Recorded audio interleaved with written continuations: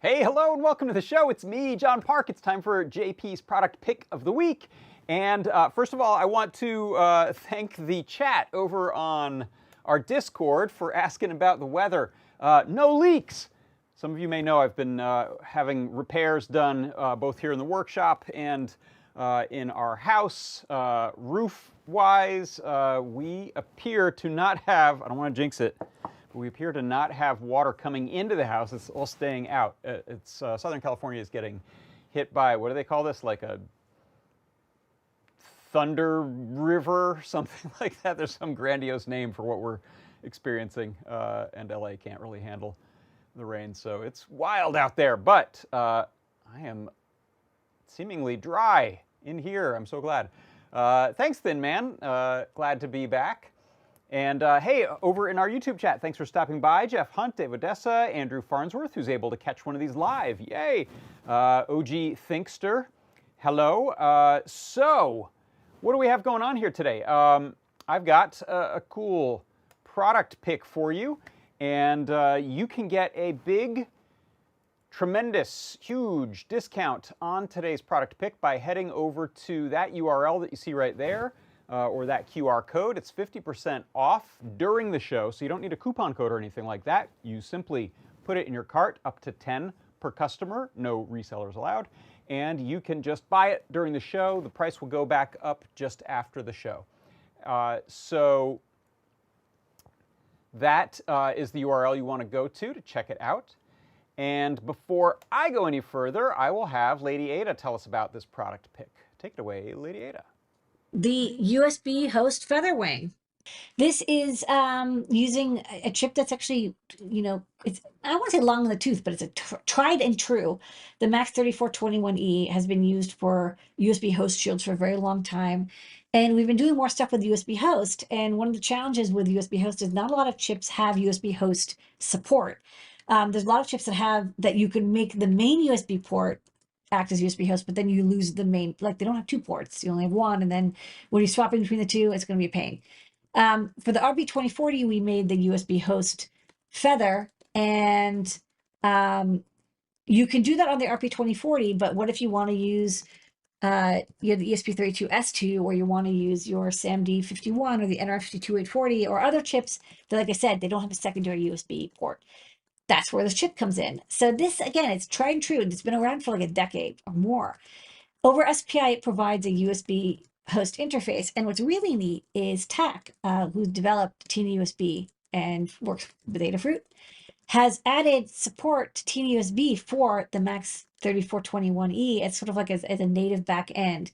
So for chips that have TinyUSB support, like the ESP32S2 and S3, RP2040, SAMD chipset, NR52s, if they have TinyUSB support and they can use the TinyUSB Arduino library, you can now have USB host work with it, and it works really great. So you've got keyboard and mouse and mass storage and CDC serial input.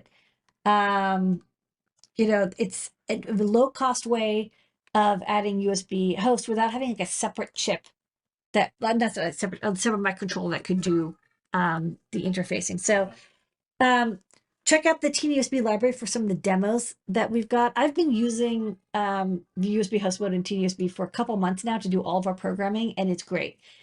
I'll say you're not going to get super hyper speeds because it's going through SPI, but you definitely can add keyboard, mice, disk drive. You can connect it to a USB serial converter like an FTDI chip or a CP2104 or native USB if you want. Could be interesting for hacking or like making more complicated projects that use off-the-shelf USB peripherals. Indeed, that is what it is. So check this out right here. Bum, bum, bum. This right here is my product pick of the week this week. It is the USB host FeatherWing. And this has the MAX3421E chip on it. Did I get that right? I have that written down somewhere because I don't use that name a lot. What are you? What kind of, what's your name? Chip? Matt? No. Ooh, that's wrong. MAX3421E. I think I got that right. Yeah, it's got the MAX3421E chip on it, which is a USB host on a chip. This is in the familiar this is in the familiar FeatherWing form factor, which means you can either plug this right into a feather if you have the socket feather sockets on it that you can press down into. You just solder on header pins onto here. Or the way I really like to use it is with a feather doubler, a feather tripler, a feather quadrupler. It allows you to stack sort of side by side, place the feather that you want to use with this and other feather wings. And the really nice thing is that this allows you to pick from the feathers that you want to use. So pick a feather. If it's one that has the tiny USB compatibility, it's going to be pretty easy to use this along with it. So that can be RP2040 feather, that can be an ESP32 S2 or S3, it can be NRF 52840. You can use a M4 or probably an M0, although that's a little underpowered, but I've tried it with a couple of those and it works great. So what can you do with this? So normally your feather is going to have a USB port on it so that it can get data and power, but it's not really convenient to try to use that port as the host port for another device, and that's where this comes in. With this paired up with your feather, you can plug in your sort of normal USB-A cable right into this and then have a keyboard on the other end, and you're hosting the keyboard, a mouse on the other end, a USB flash drive, which is pretty cool. In fact, I've got a demo I'm going to show in a second with that. But first, let's take a look at the product page right there. So you can see this is, during the show, it's $7.48, so nice and cheap, half the price of the usual. And we have a link here to the primary Learn guide. So if you check that out, Liz Clark wrote this. Thanks, Liz. You can get some info about that. There's some nice pictures on there, close-ups. There is the pinout. So this operates over SPI, so it uses the SPI bus. And in fact, you could use this with other boards other than a feather if you wanted to. You're not going to have that same pinout that'll just mate right into it, but if you wanted to, you could wire up directly to the SPI pins that you need. And there is a little in-depth about an advanced use using this GPX pin, but you don't usually have to worry about that. Just the usual SPI interface will get you what you need. This also has a 5-volt boost converter on it, so it'll give you a nice 1 amp 5-volt that's available to the device, which generally speaking is what a USB device that you would plug into this is going to request. So it'll be happy with that power and should work just fine. You can do some interesting things with this. So besides plugging in a mouse or keyboard and using that data, one that I'm really interested in is using this to host a USB thumb drive. So I want to show you a little demo I put together, and I'm excited about this because this is actually something I've wanted to do for a long time, which is, you can see here, I'm going to pull out that camera a bit and let's do some refocusing. So what you can see here, I have a Feather M4, it's on a Feather quadrupler. I have a NeoPixel FeatherWing on there, I'm not actually using that. I have a little OLED FeatherWing, I will use that, and then we have our USB host FeatherWing. So this is actually, I've got it working battery powered as well, though right now it's hooked up over USB and I'm charging that battery. And so check this out. What I've wanted to do for a long, long time is be able to pick up random thumb drives from around my workshop and office and find out what the heck is on them without mounting them onto a computer and then having to eject them if we're trying to be proper about it. I just want a quick sort of gizmo that lets me know the contents of a drive, at least the top level contents. I don't need a deep dive. So what I'm going to do is plug this little USB thumb drive into the host port, and it immediately mounts that and starts reading the contents off for me. So these are just the names of the files that are at the root level. And I have it, I think, looping through there 3 times. You could, of course, refine this much more, use a larger display, have multiple lines, use maybe this little knob here to scroll through them if you have too many items. But just the fact that it can do this, it can read that FAT drive, I think it's only going to work with FAT formatted drives, and tell me, hey, what's on this thing? I didn't involve a computer. I can just unplug this, no harm, no foul, and move on to a different drive to see what's on it. And we can also, if I jump over here to, this is in Arduino using the tiny USB library, the Adafruit Tiny USB library. I'm going to, just give me a moment. I need to pick that board and open up a serial port. Let's see if it'll connect to it, if I've picked the right. I'm going to reset this too. Make sure I pick the right serial port for that. I think that's right. Yeah, okay. So what we should see here is I'm going to expand the size of this little serial port, and now I can plug it in. Again, it immediately checks this out. I have it doing a little delay. It would actually rip through this list really quickly on the computer, but since I was using my tiny OLED there, I didn't want to miss stuff. So there it is. This is my list of items. I have it just, like I said, looping through it a few times, so you'll see some repeats on there. But now I know, oh, this has Lars Recipes folder on it, and it's got that unknowable things. So we can't know that. There's a README. There's a read yourself. It's a whole bunch of fun stuff that I now know are on that drive without having to plug it into a computer. In this case, of course, I'm using the serial output, but I really like this idea of, I'll go ahead and unplug this from here, a easy to use, completely untethered, plug that in, and it's just going to read me the contents of the drive. I'm so excited about that. So I might refine this into a little bit nicer package than that and give it some more interaction so you can scroll through your list. But how about that? Can you believe you can do that? Yeah, and DJ Devon 3 in the chat says, and finally I found something I can hot swap without consequence. I'm always messing things up with that. So if you take a look here, this is in Arduino. I have in the library manager here, there is a Adafruit Tiny USB library right here. So if you add that, get some more info on this. You won't see this right now, but it tells you all of the different platforms that supports. So you can see there NRF52, SAMD21, 51, RP2040, ESP, 32, S2, and S3. And there are some example sketches, Arduino sketches that come with that. This is one of them right here. I didn't have to do much to this other than adding the OLED support. So you can see here, it gives you some options. I think I cut those out, but it gives you some options for which wire interface it will use depending on the architecture of the chip you have. Otherwise, you can see it's bringing in SD-FAT, which is how we're able to read the file system, USB H helper, and then most of this is really over my head and is just in the tiny USB library. The way it's able to do this, you instantiate a USB host, which is the chip they're running on that USB host FeatherWing, and then we're using some file system to read that and print that out. So the example sketch will get you started. I haven't done anything very fancy with it yet, and I think one thing I'll point out, this has an addition to it, which was, do I have it in here? Oh, you know what? I'm showing the default one.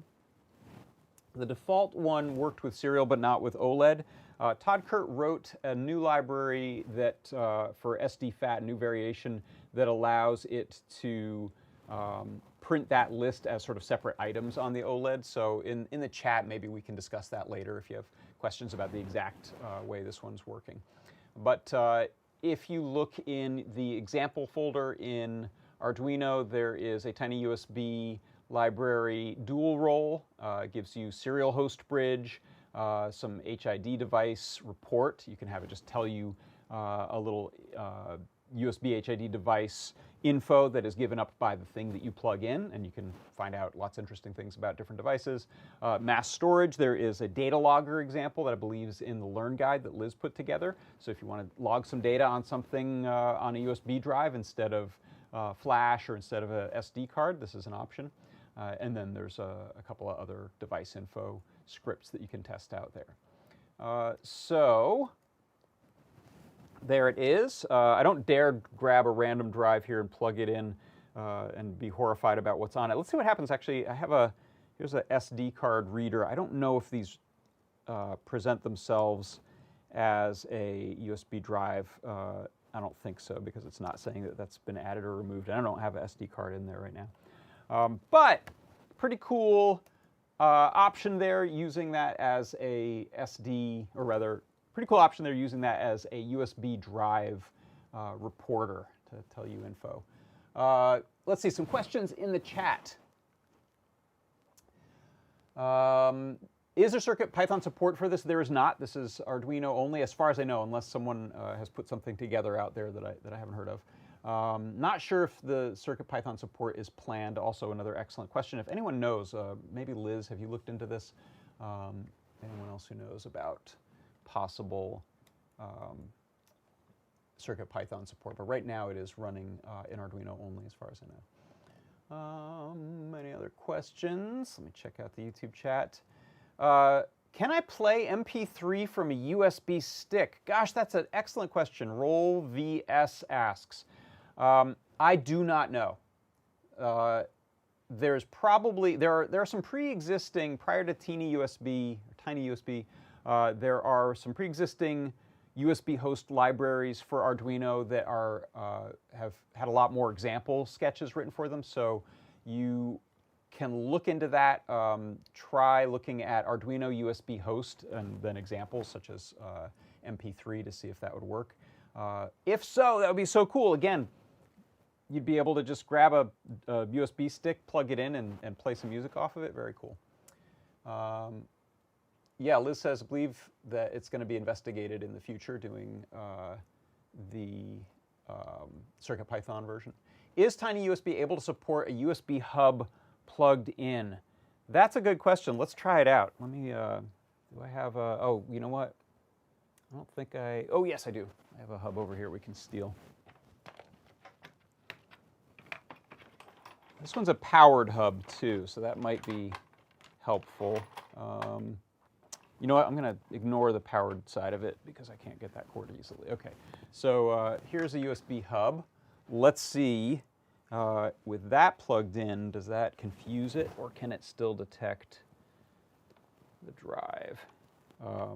It has its own hub chip, so who knows how well these play, but I think it should present itself, should present the drive. Okay, so let me move myself up there. Okay, so you can see now I have, all right, to test this out, I've got this USB hub plugged into the USB host FeatherWing, and now I'll plug in a USB thumb drive into there to see, does it notice that? It does not. Now, I don't know if I'd need, oh, there we go. I just needed to turn on that set of the ports there. Yeah, so I've got 10 ports here. So I don't know what happens if you start plugging in multiples in there. It could get super confused, but hey, neat. Great question, and yes, it works. So risky live demo, I know, but there we are. We've got USB hub into USB hub FeatherWing and a USB drive showing up and announcing itself. So I won't be so lucky as to get it to work a second time, it looks like. Let's try this.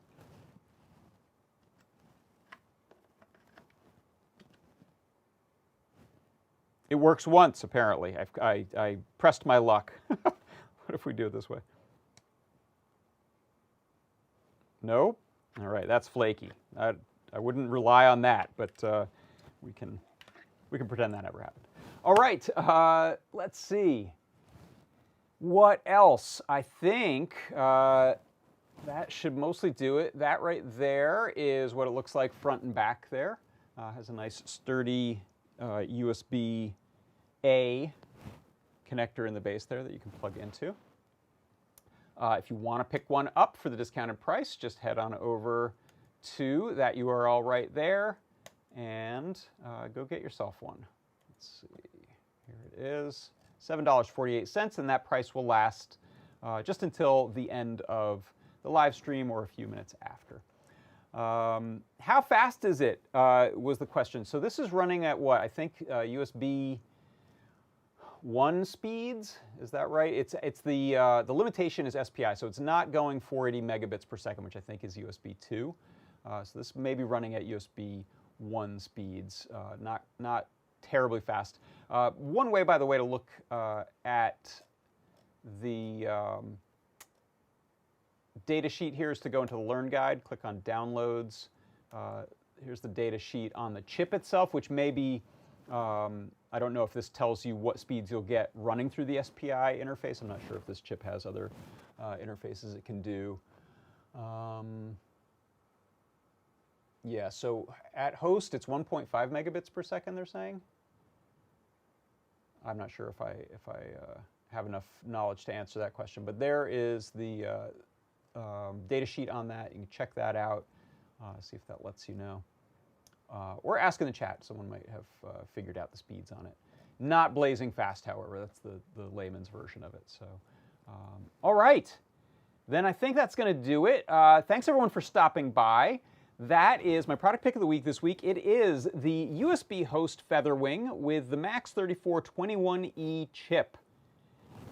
That's going to do it for me. I'm John Park. This has been JP's product pick of the week. I will see you next time. Bye-bye.